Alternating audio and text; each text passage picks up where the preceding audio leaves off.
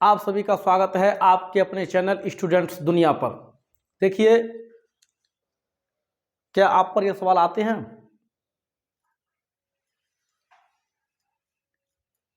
क्या आपके बच्चों पर यह सवाल आते हैं?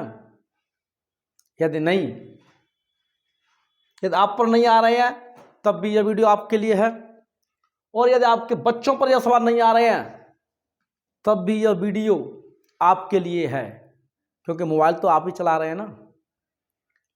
तो यदि दोनों में से किसी पर भी ये क्वेश्चन नहीं आ रहे हैं, आप इनके जवाब नहीं जानते हैं, तो जवाबों को जानने के लिए चैनल को सब्सक्राइब करिए और वीडियो को अवश्य देखिए।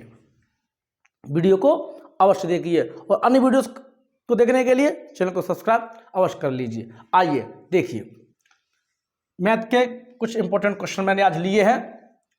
क्वेश्चन 1, 4 अंकों की कुल कितनी संख्याएं होती हैं? अब प्रश्न क्या है? प्रश्न यह है कि 4 अंकों वाली, यानी कि जैसे मैं आपसे कहूं 4 अंकों वाली संख्या, जैसे कि 1000 में 4 अंक आते हैं। फिर मैं कहूं आपसे 2398, इसमें भी 4 अंक हैं। फिर मैं आपसे कहूं 9999, यानी कि 4 अंकों वाली कुल संख्याएं गणित के अंदर कितनी होती हैं। तो देखिए, मैं आपको बताऊं 4 अंकों की शुरुआत कहां से होती है? 1000 से होती है। ठीक है, तो 4 अंकों वाली पहली जो संख्या है वो है 1000, और लास्ट की जो संख्या होगी अंतिम, वो होगी 9999। ठीक है, लेकिन हमें बतानी क्या है? 4 अंकों की कुल कितनी संख्याएं होती हैं। तो देखिए, मैं आपको बताऊं, यदि आपको यह पता चल जाए कि 1 अंक, 2 अंक और 3 अंक वाली कितनी संख्याएं होती हैं, तो आप इसमें से घटा देंगे, और जब घटा देंगे तो आपके पास बचेंगी कितनी? 4 अंकों वाली।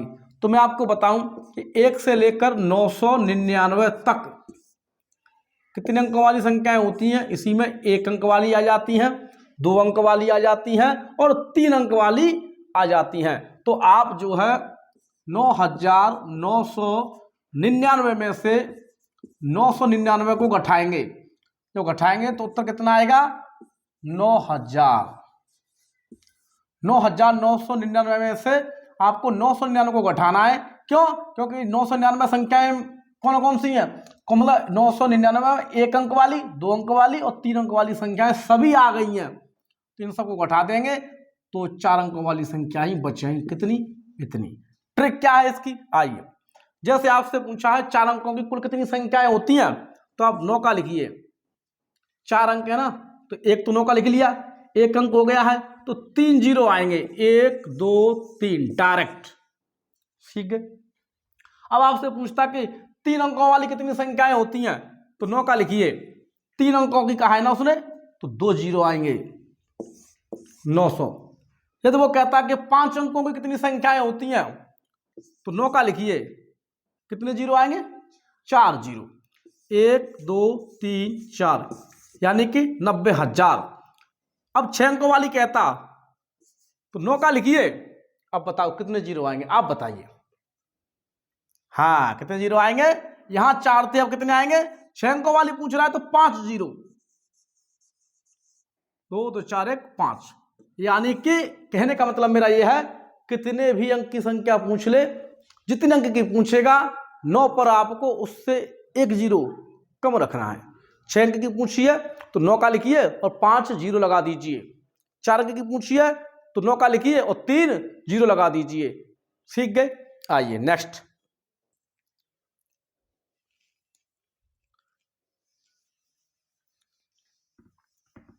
आगे बढ़ते हैं। क्वेश्चन नंबर 2, 7650 से बनने वाली 5 अंकों की सबसे छोटी तथा सबसे बड़ी संख्या क्या हो?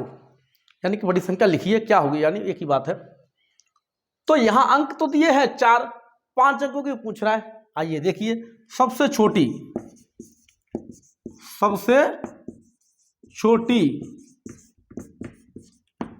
संख्या कितने अंकों वाली? 5 अंकों वाली, जबकि अंक कितने हैं? 4। तो मैं आपको बताऊं 4 अंकों वाली संख्या आप कैसे लिखेंगे। 4 अंकों वाली समझिए पहले। तो आपको पता है 0 कभी भी आगे नहीं आता। तो पहले आएगा 5, फिर आएगा 0, फिर 6, फिर 7, यानी 5 0 6 7। ये 4 अंकों वाली है, 4 अंकों वाली है, लेकिन हमें लिखनी है 5 अंकों वाली। तो अब मैं आपको बताता हूं, आपके पास अंक है 4, आपको आवश्यकता पड़ रही है 1 अंक की, जरूरत है आपको। तो छोटी पूछ रहा है तो आपको छोटे वाला अंक रिपीट करना है, दोहराना है, तो 5 अंक हो जाएंगे। कैसे? जैसे 5 0 0 6 7, तो यह हो गई कितने अंकों वाली हो गई? 5 अंकों की सबसे छोटी संख्या। 5 अंकों की सबसे छोटी संख्या यही है। कितनी है? 50,067। सबसे बड़ी 5 अंकों वाली। कितने अंकों वाली? 5 अंकों वाली। 5 अंकों की है ये, ठीक है। सबसे बड़ी संख्या। अब बड़ी तो आप जानते हैं, मैंने आपको बताऊं पहले कि 4 अंकों वाली बड़ी बताइए। तो देखिए आपको पता है बड़ी लिखने के लिए बड़ा अंक सबसे पहले 7 6 5 0, ये 4 अंकों वाली है, जो कि आसान है, सभी लिख लेते हैं। लेकिन मैं आपसे बताया जैसे छोटी लिखने के लिए आपने सबसे छोटा अंक जो कि 0 था उसको रिपीट किया। अब यहां बड़ी है तो बड़े वाले अंक को रिपीट करेंगे, तो कर दीजिए यहां रिपीट। ये लीजिए, हो गई 77,650। यह 5 अंकों वाली सबसे बड़ी संख्या है। आशा है सीख गए। नेक्स्ट क्वेश्चन नंबर 3 क्या कहता है? क्या 28 3 का गुणज है? पहले तो आप यह समझ लीजिए कि गुणज क्या होता है। तो गुणज को अपवर्त्य कहते हैं, मल्टीपल। गुणज को अपवर्त्य यानी कि मल्टीपल कहते हैं। गुणज यानी किसी संख्या का जब गुणज निकालना होता है तो उसमें गुणा करते हैं और हमें गुणज प्राप्त हो जाता है। जैसे मैं कहूं आपसे 4 का 5वां गुणज, तो 4 का 5 में गुणा कर दीजिए, 5 चौके 20, तो 20 4 का 5वां गुणज है। ठीक है, तो ऐसे ही पूछ रहा है कि क्या 28 3 का गुणज है। तो इसको निकालने के लिए, चेक करने के लिए आपको क्या करना पड़ेगा? भाग देना पड़ेगा। 3 का गुणज है, और 3 का गुणज है कि नहीं तो हमें नहीं पता। आइए भाग देते हैं। 28/3, 3 का गुणज पूछ रहा है तो 3 का भाग दो। 28 में क्या पूरा पूरा जा रहा है? नहीं जा रहा है ना। 3 नाम 27, 1 बच रहा है। जब शेष बच रहा है यानी कि भागफल कितना आया? तो आया, लेकिन शेष बचा। क्या बचा? शेष कितना बचा? 1। शेष कितना भी बचे उससे कोई दिक्कत नहीं है, लेकिन शेष बच रहा है। यदि शेष बच रहा है तो 28 3 का गुणज यहां नहीं है। नहीं है गुणज, नहीं है गुणज, नहीं है। क्यों? 3 का भाग ही नहीं जा रहा है। यदि पूरा पूरा भाग चला जाता, जैसे कि 15, 3 का गुणज है, क्योंकि 3 का 15 में भाग पूरा पूरा जा रहा है। ठीक है, आइए क्वेश्चन नंबर 4। वह संख्या लिखो जो सम तथा अभाज्य दोनों हो। मतलब संख्या सम भी हो और अभाज्य भी हो। कंडीशन क्या है?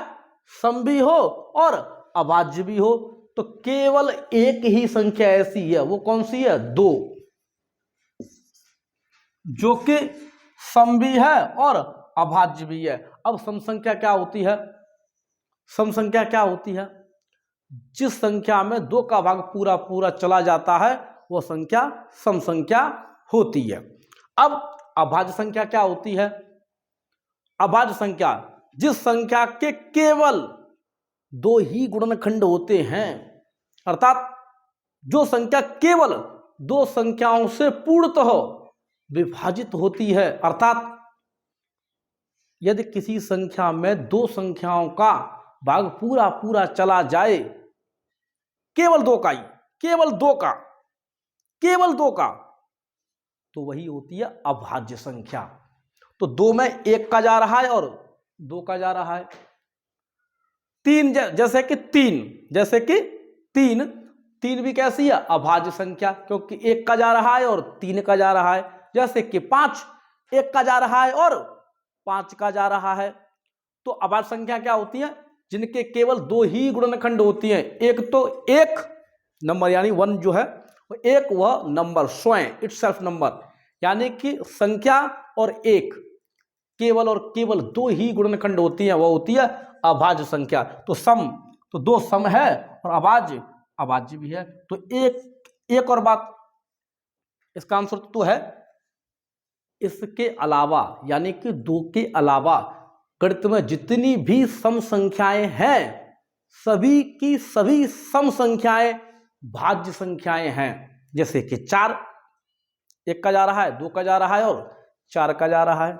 जैसे कि 6, 1 का जा रहा है, 2 का जा रहा है, 3 का जा रहा है, 6 का जा रहा है। यानी जिस संख्या में 2 से ज्यादा संख्याओं से भाग चला जाए, वह संख्या होती है भाज्य संख्या। आशा है आपको मेरा यह छोटा सा प्रयास अच्छा लगा होगा। अच्छा लगा है तो आप वीडियो को लाइक करिए, शेयर करिए, चैनल को सब्सक्राइब करिए। हम आगे भी ऐसी ही वीडियोस डालते रहेंगे। हमारी वीडियोस को देखने के लिए आप सब्सक्राइब कर लीजिए। फिर मिलेंगे, धन्यवाद।